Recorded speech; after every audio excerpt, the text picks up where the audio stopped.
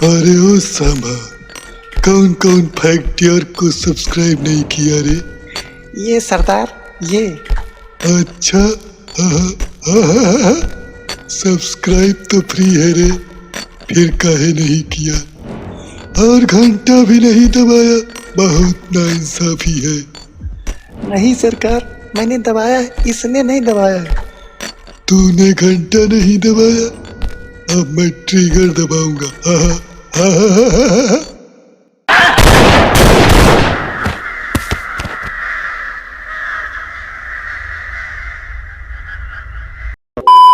किन्नर यानी कि हिजड़ा, नाम सुनते ही बड़ा अजीब लगता है, लेकिन ये पूरा वीडियो देखने के बाद आपको किन्नर को देखने का पूरा नजरिया ही बदल जाएगा, क्योंकि हम आपको अपने इस वीडियो के माध्यम से किन्नर समुदाय के उस पहलू से परिचित करवाने की कोशिश करेंगे जो आप नहीं जानते होंगे। वैसे किन्नर हम सभी के यहाँ शुभ विवाह, बच्चे के मुंडन संस्कार या बच्चे के जन्म लेने पर आ जाते हैं, लेकिन आपको बताते चले कि इस दुनिया में एकमात्र किन्नर समुदाय ही ऐसा है जो यही चाहता है कि आपके घर में शुभ कार्य होते रहें। ये आपके घर शुभ कार्य में ही आते हैं और उसमें शरीक होते हैं और नाच गाना आदि भी करते हैं। पर हम आपको बताते चले कि इनका काम शुभ अवसर पर आकर सिर्फ नाच गाना ही नहीं होता है। तो चलो फिर आज हम आपको रूबरू करवाते हैं किन्नर समुदाय के साथ। तो हेलो दोस्तों, मैं हूं आपका भाई प्रदीप अवस्थी और आप देख रहे हैं आपका अपना channel fact York. So let's begin the video. किन्नर समुदाय समाज में अलग ही रहता है और इसलिए सभी को किन्नर समुदाय के बारे में जानने की जिज्ञासा रहती है। जैसा कि आप सबको पता होगा कि किन्नरों का जननांग जन्म से लेकर मृत्यु पर्यंत तक एक जैसा ही रहता है,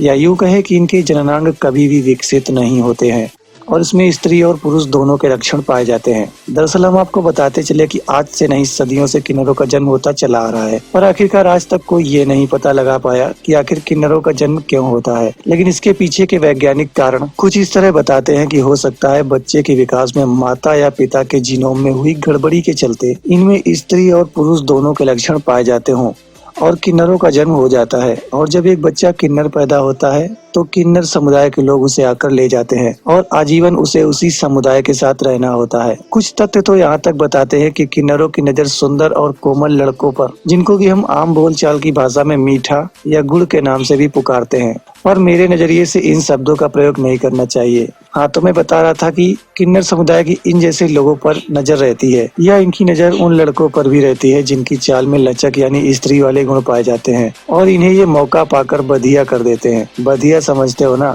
दरअसल बधिया शब्द गांव देहात में प्रयोग में लाया जाता है, जिसमें कि नर बैल बकरे या भैंसे के वृषण कोश को काट करके अलग कर दिया जाता है और फिर वो प्रजनन यानी कि रिप्रोडक्शन करने की काबिल नहीं रहता है। नहीं समझ आया? ओए छड्डो यार।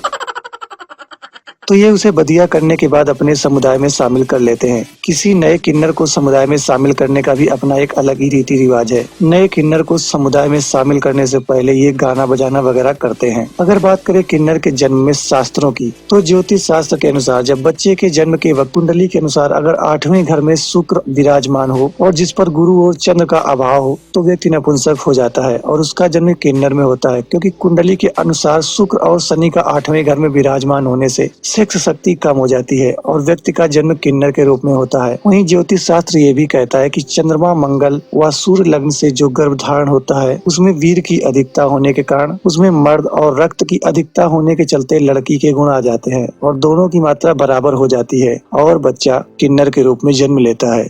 वैसे अगर हम पौराणिक पहलू देख रहे हैं तो हम आपको बताते चले कि जब पांडवों को 12 वर्ष का वनवास हुआ था तो उनको 13वें वर्ष में अज्ञातवास में जाना था और उस समय वे मत्स्य देश के राजा विराट के यहाँ अज्ञातवास में रुके हुए थे। तो इंद्र की एक अप्सरा के दिए हुए श्राप रूपी वरदान के चलते ही अर्जुन ने 1 साल किन्नर के रूप में अज्ञातवास में बिताए थे। और भी पुरानी मान्यताओं के अनुसार शिखंडी को भी किन्नर ही माना गया है, जिसकी वजह से अर्जुन ने भीष्म को युद्ध में हरा दिया था। वहीं अगर बात करें इतिहास की तो अलाउद्दीन खिलजी का गुलाम मलिक काफूर, जिसके बारे में आप सबने शायद पढ़ा भी होगा, भी एक किन्नर ही था जिसने इतिहास में अपनी एक अलग ही भूमिका बनाई है। आपको हम बताते चले कि किन्नर शादी भी करते हैं, वो भी साल में 1 बार, और उसके अगले ही दिन विधवा भी हो जाते हैं। जी, आपके दोनों दुकानदारों ने बिल्कुल सही सुना है।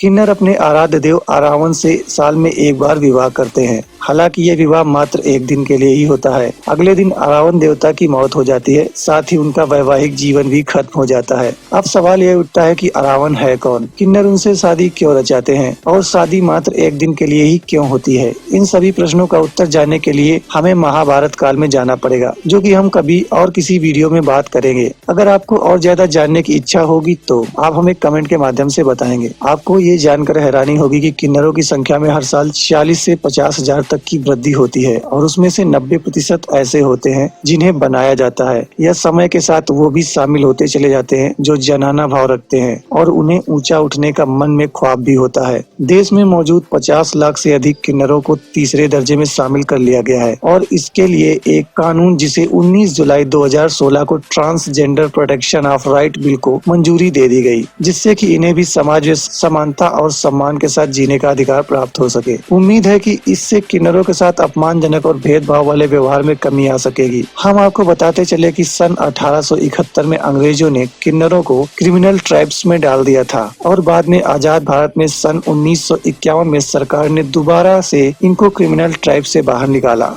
आमतौर पर सिंहस्थ में 13 अखाड़े हैं, लेकिन किन्नरों का एक अपना अखाड़ा है जिसे किन्नर अखाड़ा कहते हैं और किन्नर समाज में गुरु शिष्य की परंपरा आज भी विद्यमान है। किन्नर समुदाय मरने के बाद या किन्नर समुदाय में किसी की जब मृत्यु हो जाती है तो ये लोग मातम नहीं मनाते हैं। ये मानते हैं कि इनको मरने के बाद इस नरक रूपी जीवन से छुटकारा मिल गया है और इनकी शव यात्रा रात में ही निकाली जाती है और किन्नर शवों को जलाते नहीं है बल्कि दफनाते हैं और दफनाने से पहले किन्नर समुदाय शव को चप्पलों से पीटता है ताकि फिर अगले जन्म में वो किन्नर पैदा ना हो। और शव यात्रा रात में इसलिए निकाली जाती है ताकि कोई गैर किन्नर समुदाय का व्यक्ति इस शव यात्रा को ना देखे। ये ऐसा मानते हैं कि अगर किसी गैर व्यक्ति ने उस शव को देखा तो उसे अगले जन्म में फिर से किन्नर ही बनकर पैदा होना पड़ेगा। उसके अलावा किन्नर के मरने के उपरांत पूरा समुदाय एक सप्ताह तक भूखा भी रहता है। वैसे कुछ भी हो, लेकिन किसी भी अवसर पर इनका आ जाना बड़ा ही शुभ माना जाता है। कहावत है कि इनकी बद्दुआ बहुत ही बुरा असर दिखाती है और दुआ में बहुत ही दम होता है। ये स्वयं को मंगलमुखी कहते हैं, अर्थात ये किसी भी मातम में हिस्सा नहीं लेते हैं। पुराणों की माने तो अगर आपको धन लाभ चाहिए तो आप किसी किन्नर से 1 रुपए का सिक्का लेकर अपने पर्स में रख लें,